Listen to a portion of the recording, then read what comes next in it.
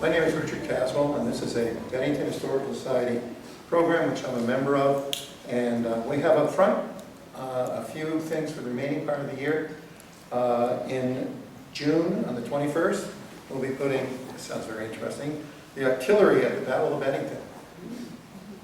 And on September 20th, we're skipping July and August, September 20th, Villainous, Vermont, murder in the Green Mountain State. So if you like death and destruction, the next 2 months we're trying to go. Okay. Today we have a remarkable story unto its own. The title is up here in front of you. The Extraordinary Lives of Hiram Bingham. Both the first, second, third, and fourth. I'm impressed. I'm a second. And so far all my grandchildren are daughters, so I don't know if there's going to be a third. But you're going to find this a very interesting story. And this remarkable story of the Binghams begins with Hiram, who farmed on the future site of Bennington College in the early 1800s. He and his descendants impacted people and nations around the world. Bingham and his son, grandson, and great-grandson influenced modern history of the following: Hawaii, Pacific Islands, discovery of Machu Picchu, politics in Connecticut, escape of 2,500 Jews from Nazi-occupied France, and they got their own postage stamp. That's when you know you've made it. Okay, Reverend Glen Bayly is with us today. Became interested in Binghams during the 1990s when he was a pastor of the Mission Alliance Church here in Bennington. While the missionary from the church came back from Honolulu with a photograph of a plaque honoring Hiram Bingham of Bennington, Vermont. Glen's curiosity was piqued and his research began. Glen served 40 years in the ministry as a pastor here at the Christian and Missionary Alliance, was a campus minister at Penn State University for 7 years, and hosted a syndicated radio program. He should have his own speaking post.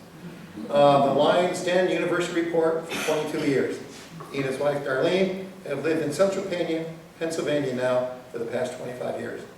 Great honor and glad to introduce Reverend Glen Bayly.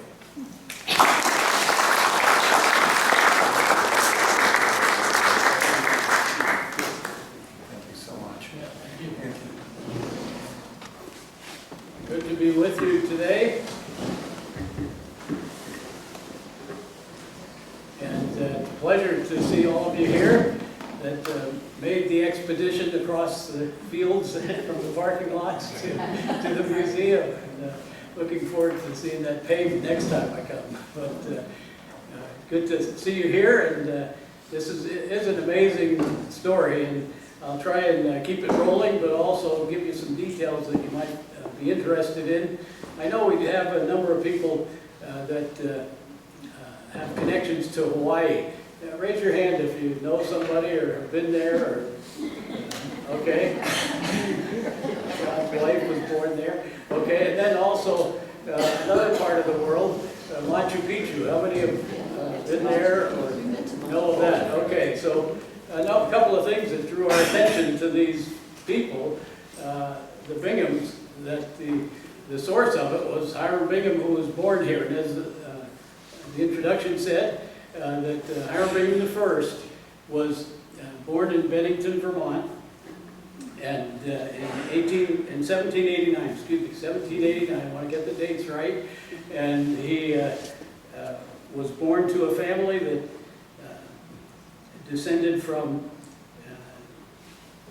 Deacon Thomas Bingham in 1650, came to the colonial colony, and then his grandson, I think, was the first one who was here in Bennington to establish their life here and farm on the farmland, as was said, Bennington College. Story starts in Bennington, but it's kind of interesting to know what the background of this area and New England was at that time, since he was here, born in 1789, but as he got older, he went to Middlebury College and to the seminary in Massachusetts, and some interesting developments took place. But to give you kind of the layout of this area in New England at the time, I don't know if any of you have seen the new film that came out a few weeks ago called A Great Awakening. Anybody see that? Yes. Okay, a couple of people, 3, 4, 5. And hi, Winnie and Phil. And, that film was about spiritually what was going on in New England, but it was predominantly featured 2 characters. One was Reverend George Whitefield, an evangelist of the time, both in England and in the United States and in Europe. He was getting great, huge crowds for hearing the gospel message. And then was Ben Franklin, who they teamed together kind of to promote each other's work. Whitefield benefited from the fact, and it was a very literate time, I understand, the fact that the New Englanders seemed to have a high level of literacy and education, even that early on. Maybe we've gone backwards from then now, but people were in demand of things to read, and Thomas Paine printed Common Sense, which I believe 250,000 people bought, and I don't think there were too many more than 3 million people in all the colonies at that time, so that's a high percentage. And Benjamin Franklin being the printer there in Philadelphia, and Whitefield being the preacher, they went together, and people were interested in hearing Whitefield, but also in buying his sermons. And so Franklin was helped in business by having somebody so popular that he could distribute massive amounts of publications from him. And in the relationship, they talk about their differing viewpoints, and Franklin had his religion, and Whitefield was preaching what we would consider the gospel message of today about Jesus Christ, and that the Bible teaches all have sinned, and we all need a Savior, and Jesus is the Savior of the world. And so Whitefield was preaching that, and he was getting, in the movie it showed 25 to 30,000 crowds. I was doing a little other reading and said he had up to 80,000 people without a microphone, okay? He did it to open air. And one of the scenes in the film is Franklin running around the crowd in Philadelphia of thousands of people and trying to measure how many people were there in that crowd in the big area of Philadelphia where Whitefield was preaching. And so that was kind of the atmosphere going on.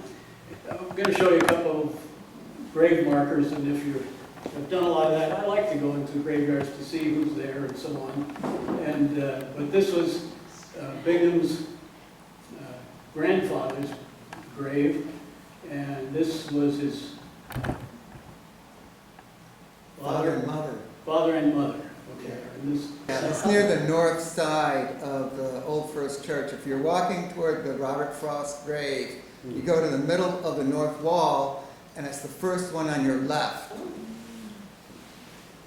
Okay, so again, I think one thing I'd like to say at some point in the lecture, and I'll say it now, is that I really think local history is a very valuable thing, but also for young people in towns like your town, and I live in Mifflinburg, Pennsylvania, central Pennsylvania, and I do a whole talk on history in central Pennsylvania that is of interest. Governors and so on that came from our area impacted the country, and so these individuals, to me, are individuals that would be worth research, doing a research project, even a doctoral thesis for somebody to get to studying more of the detail than you'll hear this afternoon, or even you could find in a short time of research.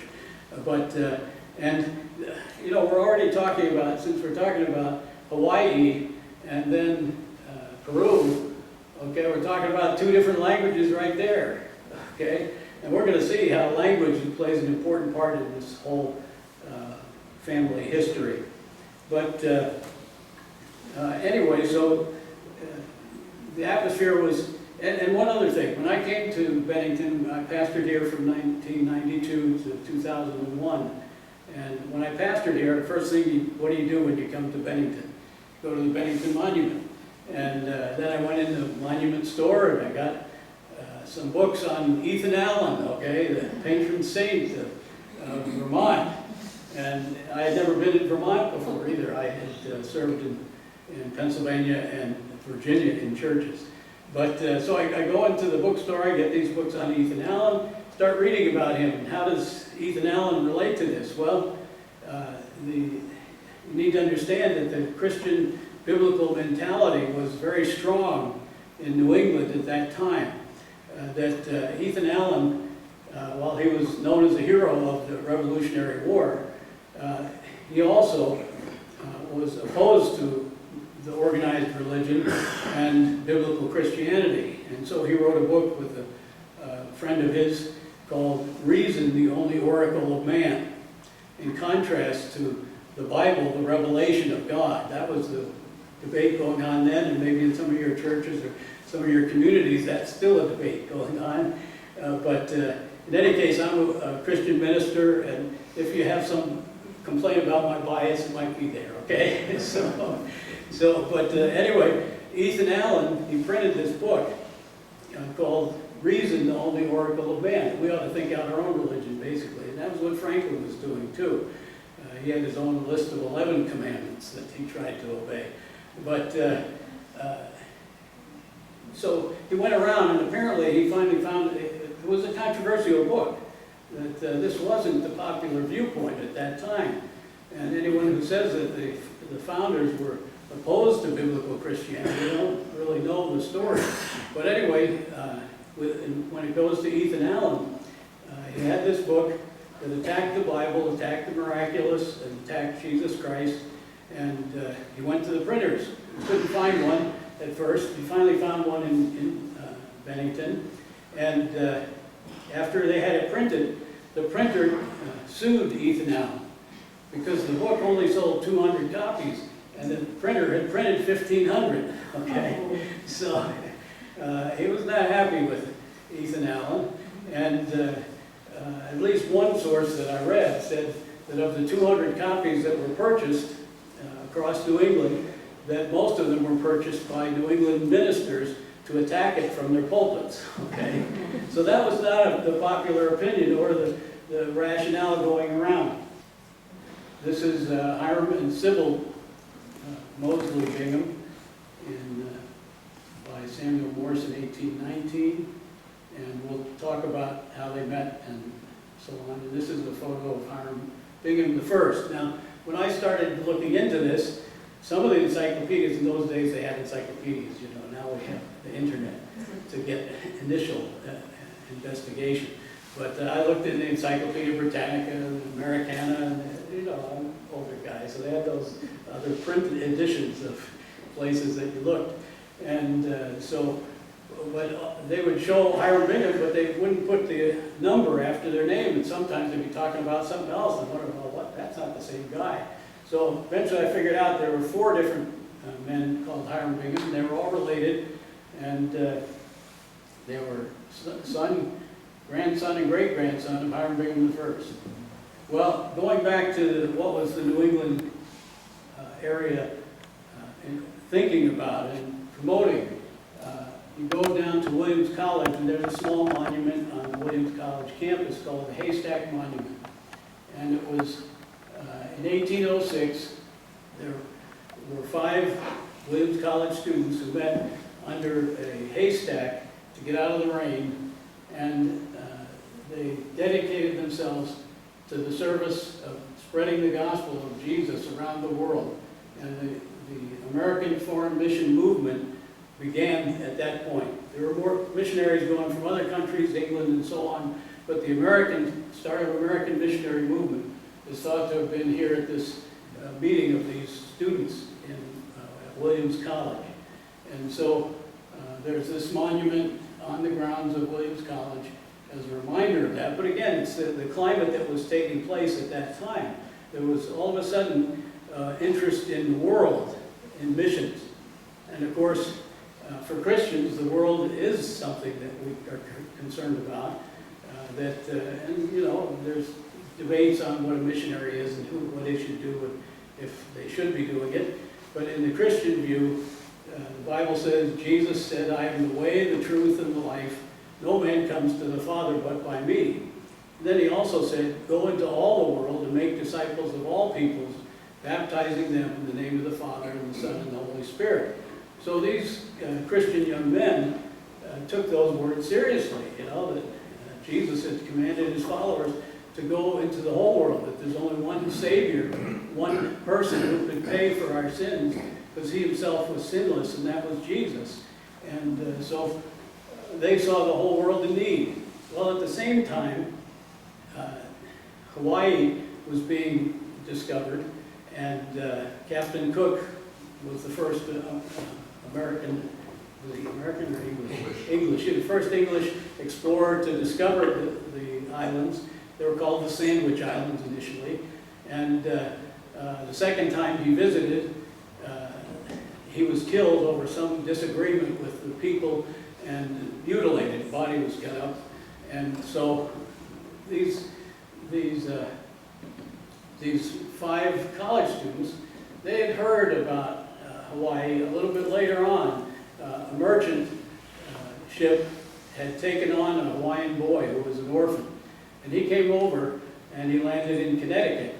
And when he landed in Connecticut, the second house he stayed in was in the house of the president of Yale University, Timothy Dwight, another leader in the awakening in America in those days. And Timothy Dwight led the Hawaiian boy to Christ. He shared what that faith was all about and what they believed. The Hawaiians had just discarded their traditional religion, their idols, and their taboos that they had but hadn't replaced it. Not yet. Not yet, okay. Okukia, who came to New England, the Hawaiian boy, came maybe about 10 or 15 years before the kapu system in Hawaii broke down after Kamehameha the first time. And that happened advantageously in 1819. Same time, right. Just a year before Bingham came. Exactly. Okay, so right before the missionaries came, the way was prepared, okay, for their message to come. And the royalty, Kamehameha and the other royalty, you could get up here and talk better on that than I could. You were raised there, or you're from there? I'm part Hawaiian. I was born and raised there. Yeah, okay. My ancestors, Captain Cook came in 1779.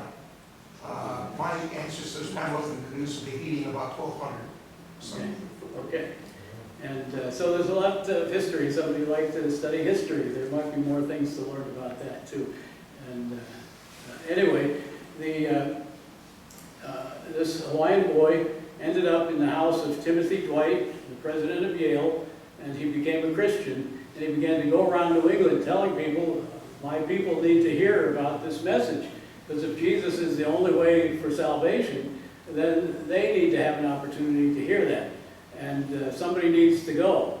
Well, the American Commission of Missions, Foreign Missions, that started out of this haystack monument, they recruited one of their members, one of these 5 guys, Samuel Mills, offered to go to Hawaii. But before he went to Hawaii, he got on a ship and went with a group going to Liberia in Africa. And on his way back, he died. All right, so there was a gap. Somebody needs to go to Hawaii. And so Hiram Bingham, who was born in Bennington, and then went to Middlebury College, and then over to Andover Seminary, he said, I'll go, okay? And he organized a group. It ended up being 23 missionaries that went over to Hawaii.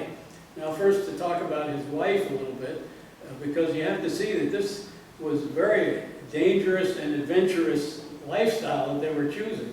And that, they might have faced cannibals, they had to learn another language, and there wasn't even any written language there yet, okay, before they arrived. So the mission board was saying, if you want to go to a mission field, we want you to be married. Well, Bingham had broken up with somebody he was engaged with before, and he met, at his ordination, he met Sybil, okay, and 2 weeks later they were married. So, you could say a forced marriage, but, she had to know what she was getting into, all right? And so they get on a boat shortly after that, and they head around South America. I mean, they didn't have airplanes, remember? And no microphones to preach, and all the modern things, you know, and instant news and whatever, all that we have is conveniences. All they had was knowing you'd take a 5-month voyage, and how many of those people didn't ever make it on 5-month voyages? And then are they going to meet cannibals? Because in the Pacific there were cannibalistic groups. It wasn't the Hawaiians in particular there, but you know, and some missionaries ended up being dinner. You know, that was unfortunate, but that was the level of commitment, all right? And so they got married and 2 weeks after his ordination, and then headed out shortly thereafter with 23 New England members of this group to Hawaii. And he started his farming in Bennington College. This is Bennington College for those who are not familiar with it. And headed off to Hawaii. And so, well, what would they find? Well, they didn't know. It was totally, you know, something they were unaware of, except they knew they didn't know about the gospel. And so they were motivated to go through extreme measures to reach these people and to give them the opportunity to know about the gospel. And so they came to Hawaii and they landed there. They had to learn the language, and you know, I consider myself moderately intelligent. Okay, I won't say what I am, but I took Spanish for 5 years. Okay, when I was in junior high and high school, and I was never fluent enough to preach in Spanish. Okay, when I would go into Mexico, they'd have to give me an interpreter, and some of them messed up. But in any case, you know, learning another language, some people are very well adept at that. I don't know, maybe some of you know several languages. I took a couple of years of German and some Greek and all that. And there's, you know, some things that you can learn in your head, but to really know a language, you really got to get into it in depth and live in it and so on. So these missionaries went over there, and not only, you know, there wasn't any book to learn Hawaiian, because it wasn't in written language at that point. Hiram Bingham had to invent the written language.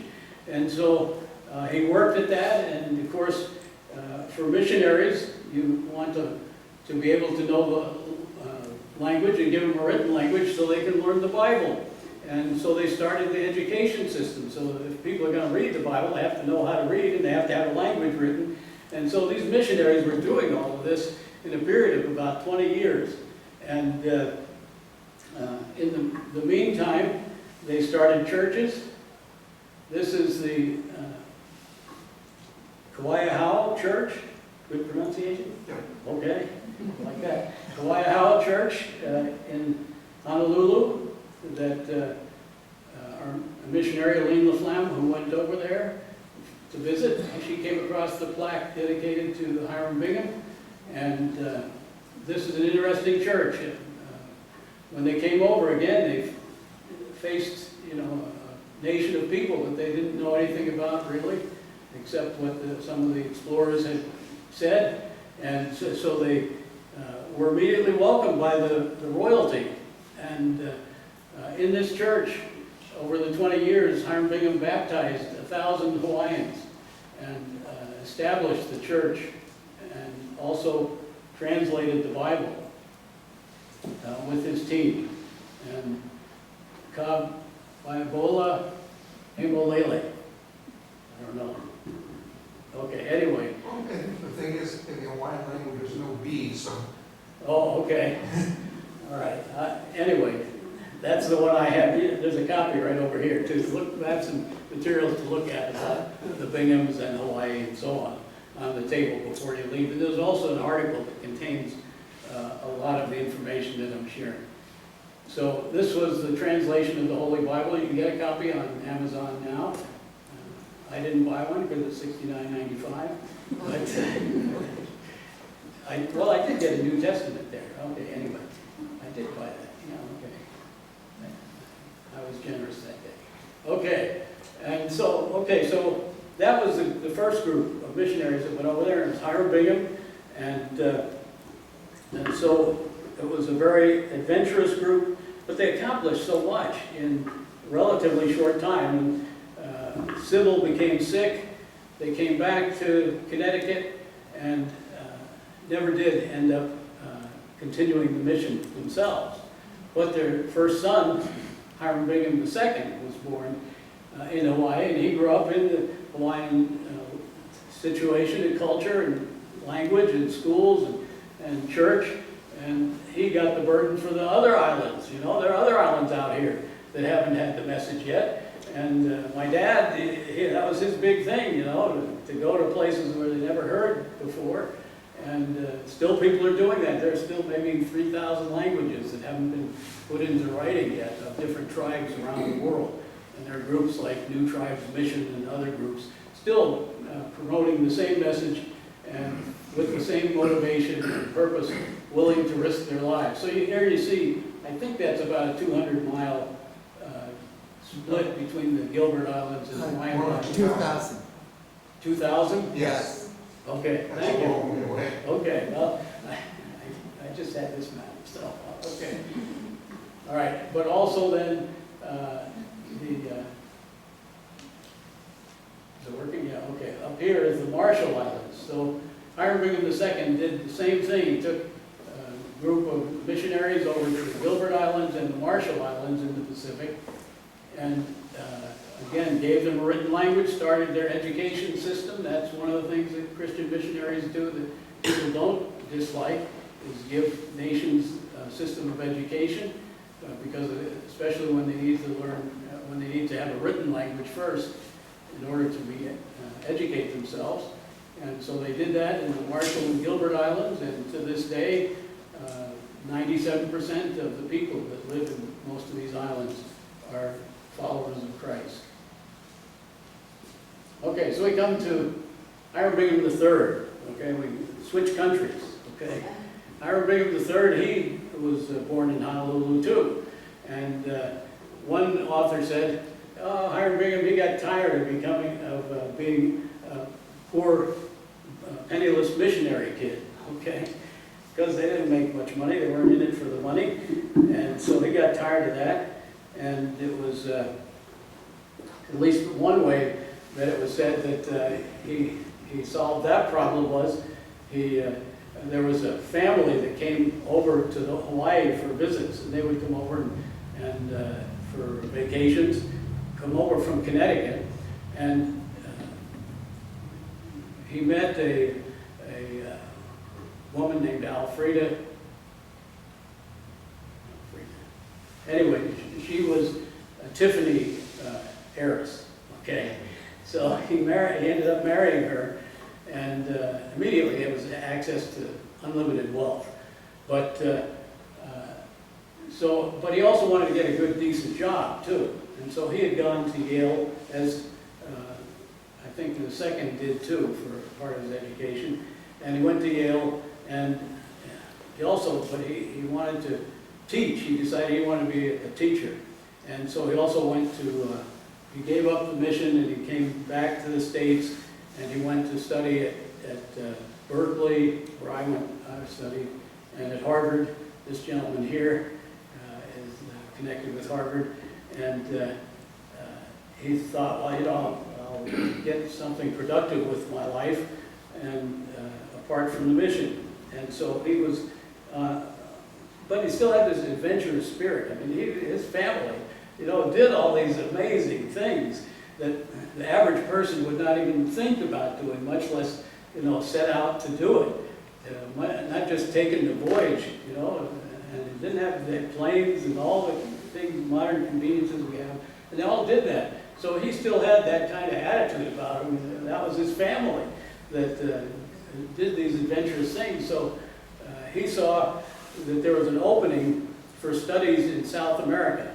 And a lot of the theses and doctorals and doctorates and so on of the universities were related to Europe and Africa, but very little in Latin America. And so he thought, well, I'll pick Latin America and discover some things that haven't been discovered so far. So Machu Picchu is there in Peru, bounded by Ecuador, Colombia, Brazil, Bolivia, and Chile. And so Peru had the Aztecs, Inca, excuse me, right, thank you. I'm glad I have you here. Good, okay. All right, the Incas, and they were in the Andes Mountains, and they had found a number of their cities, but they hadn't found Machu Picchu, which became, and probably because the locals in that area knew Machu Picchu was there, but it was all covered with overgrowth and so on, and it wasn't very impressive. And it was way up in the mountains. I mean, 7,500 feet up is Machu Picchu. And so Hiram Bingham III, okay, we're talking about the third guy, the son of the second, the son of the first, he was set off to do some amazing exploring for Yale University and for the National Geographic magazine. And one whole edition of National Geographic magazine was dedicated probably around 1911, 1912, when he discovered Machu Picchu. It was dedicated to showing this city. Now it's a lot cleaned up and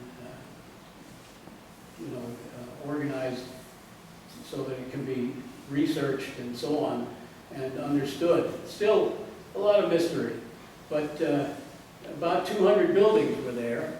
And amazing, this isn't down, there's a river that runs down below this mountain that, you have to look down, it's almost straight up. And here you've got tons of rock that have been cut out and placed in place in such magnificent engineering that, they say you can't even stick a knife in between the rocks. They didn't have any mortar or anything of the tools and the computerization or anything that we have. It's almost a mystery somewhat, at least in my mind, how they were able to do this. But Bingham was the first one to rediscover it. And some of the locals helped him get up the steep slopes and get in there where he could begin to uncover what this all was. And the Inca, actually, the word originally meant king, and there were a number of kings of the Incas, and they lasted, I think, 150 years, and around the 1500s, 1500s, and this was maybe the palace for Pachacuti, one of the Inca kings. But again, they're still studying it and trying to figure out what was there. It was terraces, seemingly was a thing they did so they could farm in this kind of steep land. And so he spent a couple of decades there, but that wasn't the end of his life. Now, Hiram Bingham III, probably you're familiar with, well, this is the train that goes to Machu Picchu. It's the Hiram Bingham train. And it's the Hiram Bingham Highway that goes up there, because that's how important he was, okay? He was the discoverer of it in modern history. And, okay, here's the model for Indiana Jones, and several sources indicate that it was very clear, because the people knew of what Hiram Bingham had done and the kind of guy he was in our nation at that point, that he was definitely an influence in the development of the character of Indiana Jones, who was what? He was a professor, and he was an explorer and an adventurer. And so Hiram Bingham III, they say, was the source of the Indiana Jones. And here he is on the cover of his book entitled Lost City of the Incas. And so he survived, and he brought that to modern history, and now I think it was several thousand people a day visit Machu Picchu on a visitation site that is well known around the world. And again, the origin there, if we trace it back, his grandfather was the missionary who started the church in Hawaii and influenced the establishment of their education system, their modern government, everything. He worked with, worked with all the leaders of the Hawaiian nation, and as well as bringing them the faith, they were very receptive. But Hiram Bingham III, he's a cultural icon, I would say.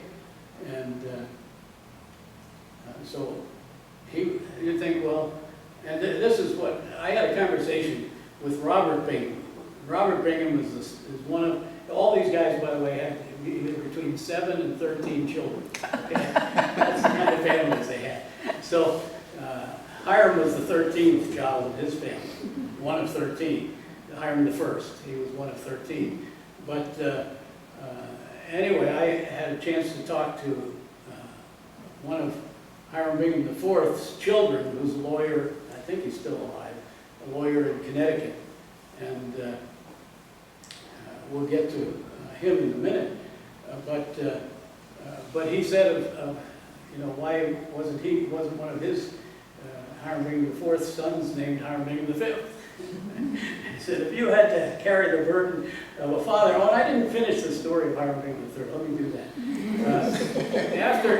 I'm sorry, this is the first time I'm giving this, okay? So I'm polishing it on you.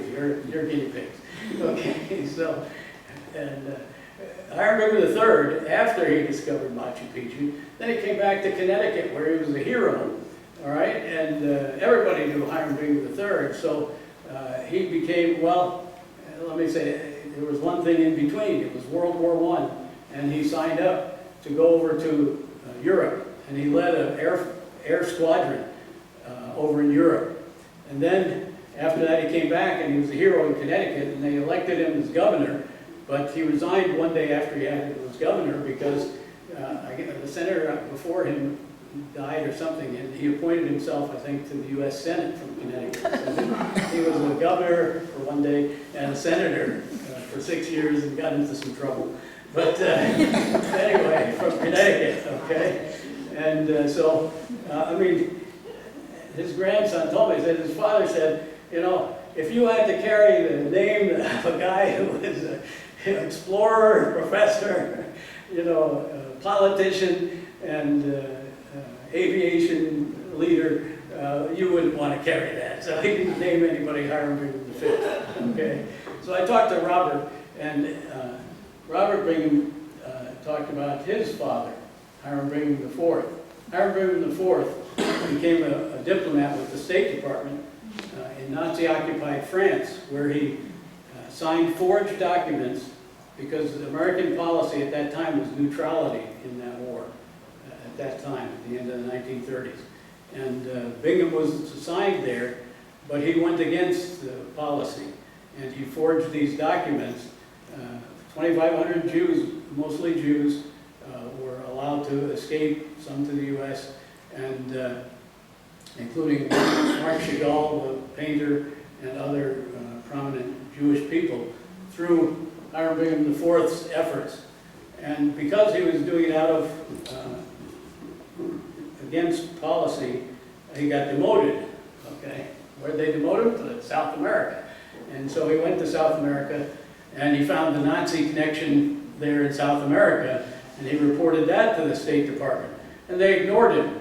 So he went home frustrated, back to Connecticut to farm again, and he didn't even tell his family all he'd been doing, you know? He was doing important work. So it wasn't until 1988, when he passed away, that his family discovered these papers behind a fireplace and maybe a couple of places that they hadn't looked before, that told all about these Jews that he had helped escape the Holocaust and his work and so on. And so that became public.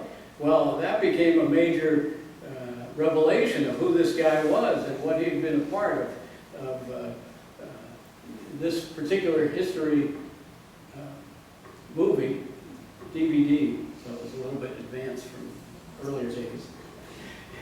But now no one watches those anymore either.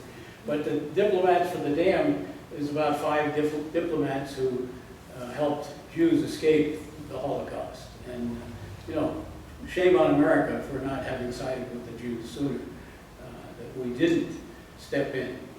Today we're stepping in, aren't we? And that's a matter of opinion. But anyway, I'm not anti-Semitic. No, Jesus really. is Jewish, so I'm a follower of a Jew, okay?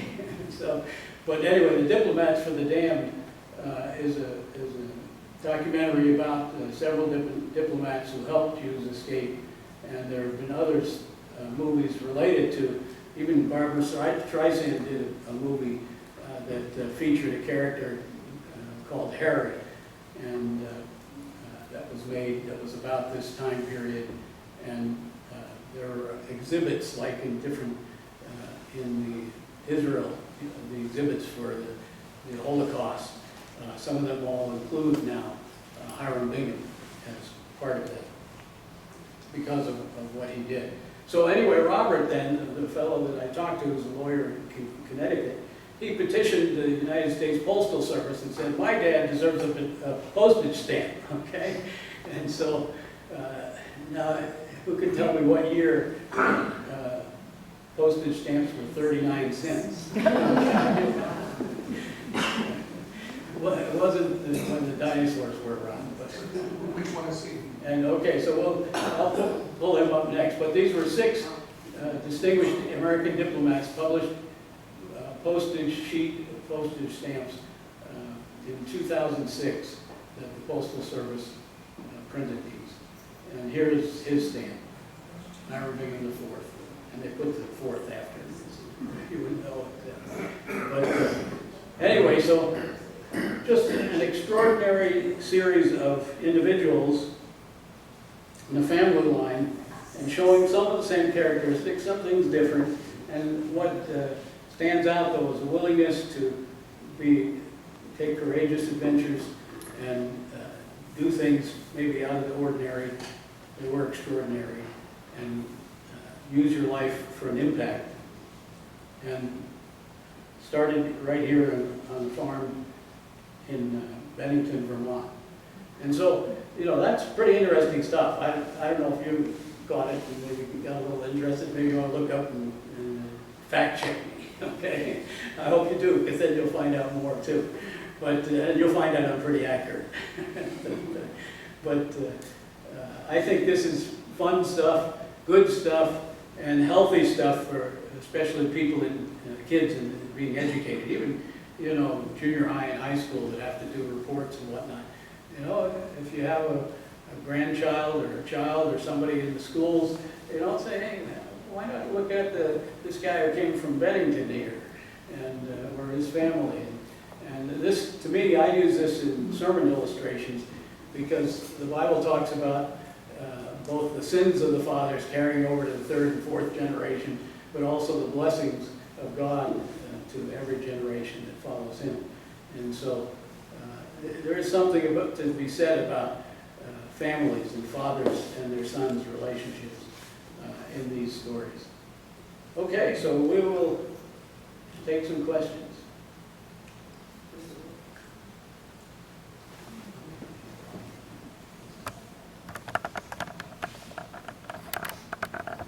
All right, we'll leave them up there.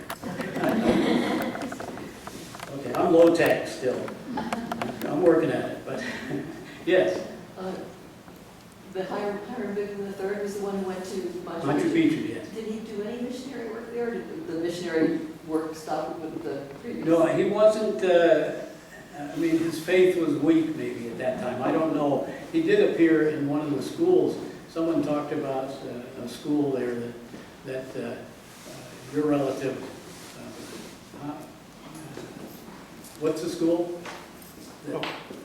Punaho? Punaho, yeah. No, in Hawaii. In Hawaii, a school that Bingham helped start. But he did go back to that school. At one point I came across an article that said that he helped dedicate a plaque on the church, that mission church. It's also known as the Stone Church. And by the way, I didn't mention on that church, it's across from the state capitol in Honolulu, and it's made of coral blocks that are 1,000 pounds each that were cut out from under a shallow reef on the other side of the island. And the Hawaiians swam down and cut them out, and I don't know how they got them out and hauled them, you know, over to the site. If anybody goes to Hawaii and goes to Kauai Church, about a block away from Kauai Church is a museum called Mission Homes, and the Mission Houses. And the Mission Houses were founded basically as a school to teach Hawaiian royalty. And so that, the mission house and Kauai Church are intimately involved. One other thing about Hiram Bingham is that he didn't get the Hawaiian language correctly. In Tahitian, where the Hawaiians come from, if you say man, the word there is tane. In Hawaiian these days it says it's kane. And that's because Hiram Bingham transposed the T's in the K's. So that there's some changes to the Hawaiian language that happened because of his translations. The other thing is, besides translating the Bible, the other thing he's famous for is first printing press in Hawaii was founded by the missionaries in Bingham, because you had to print the Bibles Right. in order to distribute. Yeah, great. Thank you. Appreciate that input there, yes. So, other than Hiram Bingham the first, did any of them come back to Vermont later in life? Not that I'm aware of. There are several graves in the cemetery here in Bennington, but I think they're all previous to him. And somebody told me that his grave is in New Haven, I think.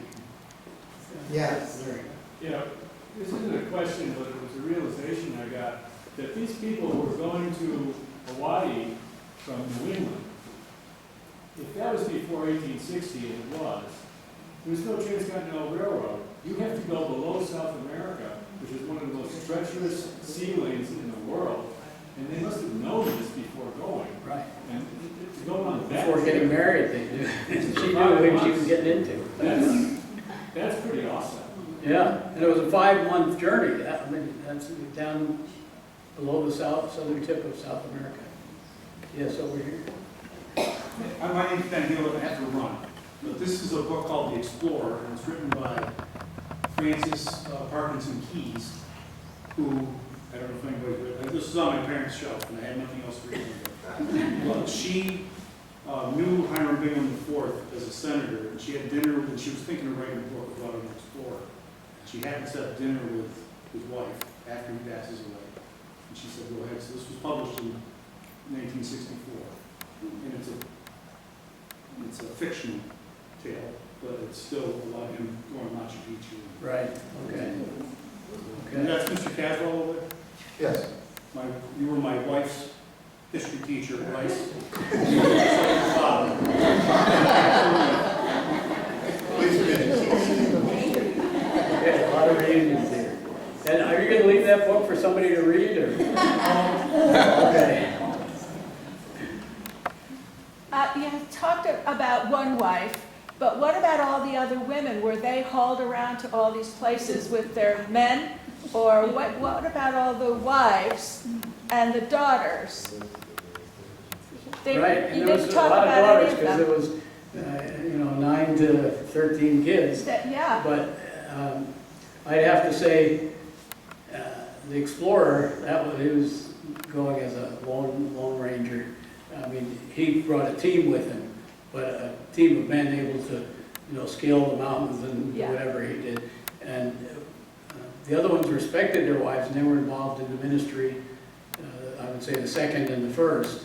And then, but Hiram Bingham III divorced his wife, the Tiffany Harris, and or she divorced him, one of them.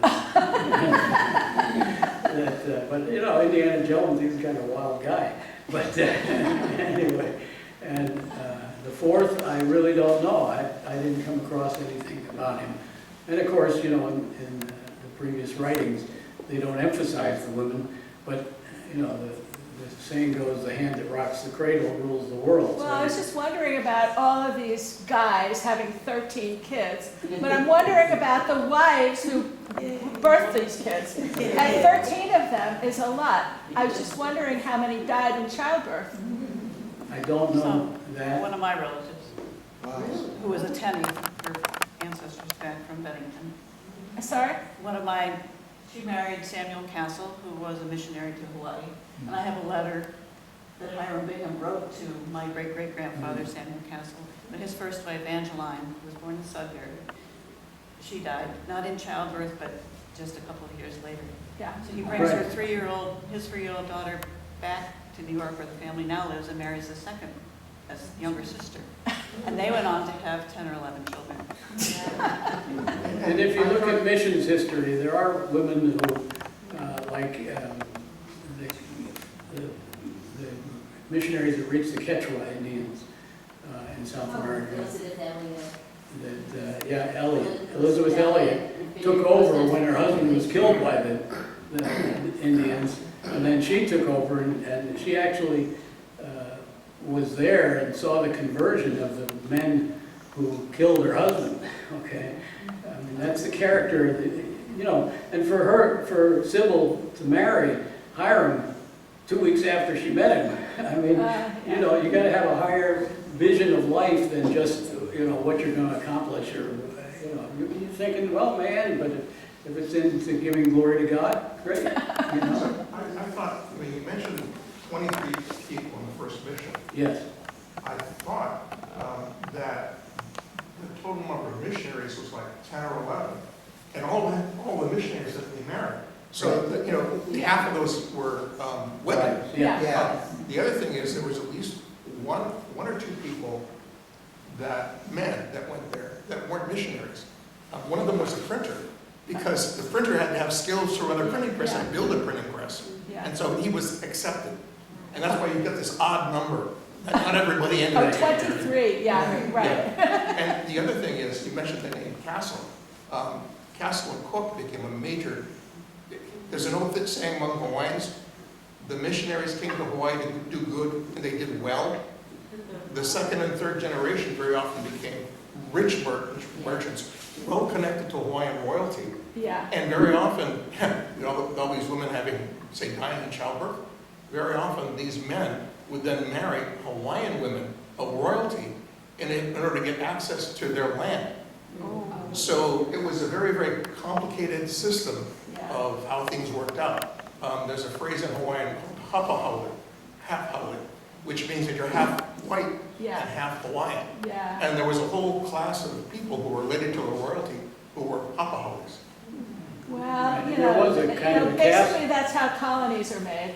And there was a kind of a caste system in the Hawaiian original culture of the leadership, the kings and queens, and the subordinates, not even able to touch them, I think, in certain settings. Well, But anyway, that, the thing is, in the Asian Hawaiian culture, mana, or personal power, is hereditary.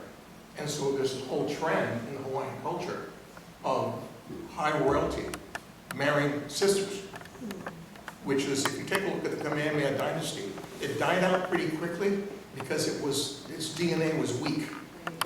So it's not a system I'd recommend, but that's the way they were doing things. right, and one of the things that changed in government right away, the laws that were established because the people were becoming Christians, was they outlawed drunkenness and prostitution. And so, those were things that Well, they also outlawed the hula, and the hula. If you look at the traditional Hawaiian culture, there was no written language, and so the hula and chants were the way in which you passed down histories, and so Hawaiian history began to be divided at that point in time because the missionary said, "Oh, can't do hula." I went to Kamehameha schools, a big rival of Puno back there, and Kamehameha schools were for Hawaiians only. Well, the thing is, it wasn't until the 1960s, and the school was founded in the 1880s, that you could do hula on campus, because it had been banned by the missionaries. So right. there are reasons why some of the Hawaiians don't really appreciate some of the things missionaries. all Right, those and some of stories, those stories were passed down orally. So all that old history is not really remembered anymore, is that Well, right? It is remembered some. There were a few hula teachers who taught hula behind the scenes quietly, who then came back into the public eye in the 1970s with what's called the Hawaiian Renaissance. The Hawaiian language almost died out. Yeah. Now, for the past 50 years, it's been taught at the University of Hawaii. So there are many more Hawaiian speakers now than there were 50 years ago when I was growing up. Yeah. Right, but to add to this, okay, I think we need to recognize there are these cultural things that some of them are more important than others, and some of them have been twisted to by missionaries or by non-missionaries to promote a particular idea. And the idea that that these prohibitions that they brought in were bad for the Hawaiians. For example, the prohibition against prostitution. The merchants in that time would come and take advantage that the Hawaiians would offer them their wives and their daughters for sexual relations. And so the missionaries, dealt with the biblical standard of a man and a woman marriage. And the Hawaiians accepted that to their benefit. And so to say, that the hula was a good thing, well, it went along with these other things. And I'm not saying that it wasn't bad to mean it, but it may have been a way that they said, let's get rid of that past. And the other thing that I've read, and I don't know if it's true, and we need to study these things to get to know them better, but that the hula religion with the hula and the canoes and some of the things that are being brought back kind of as going back to our roots, it's not really the roots of Hawaii. That was the second religion that prevailed in the Hawaiian Islands. And there was a previous one that religion overtook. So it's not necessarily which religion is the oldest. I've never heard of that. Okay, well, we need to look it up because I've read it someplace, and you're listening to an old guy, so. But in any case, I think that, in order to do these kind of things, I need to do these kind of things. We need to do all our homework and, fact check everybody and learn more. We can learn from each other through these kind of informational dialogues. One last question. Does anybody have one more? Didn't get. No, but just a comment to kind of clear the air. But you, there was a question about, you were talking about the Sybil. She did I don't know if have you read her diary of the journey? No, she wrote. I saw She's a really good writer. The wife of the first. Right. And the reason I'm not trying to, minimize the other three women but she wrote, and so to end up in Liberia is not a detour, because what you do to get to Hawaii Kingdom is you go out of Boston, you travel straight east. And because you're catching the trades, eventually you're catching the prevailing winds, and then you go down the African coast and catch the trades west to get to South America. Not a correction at all, but I've just. Well, thank you. That's more information, and interesting to hear that. But thank you for coming. We've reached our hour, and here's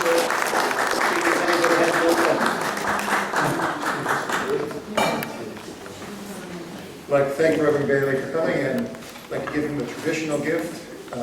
No plaques, no appreciation certificate or something like that, or mention in our newsletter something personal, something functional that he can use in the future. So you get the Bennington Museum hat. So we'll always remember to thank you so much. Thank you all very much.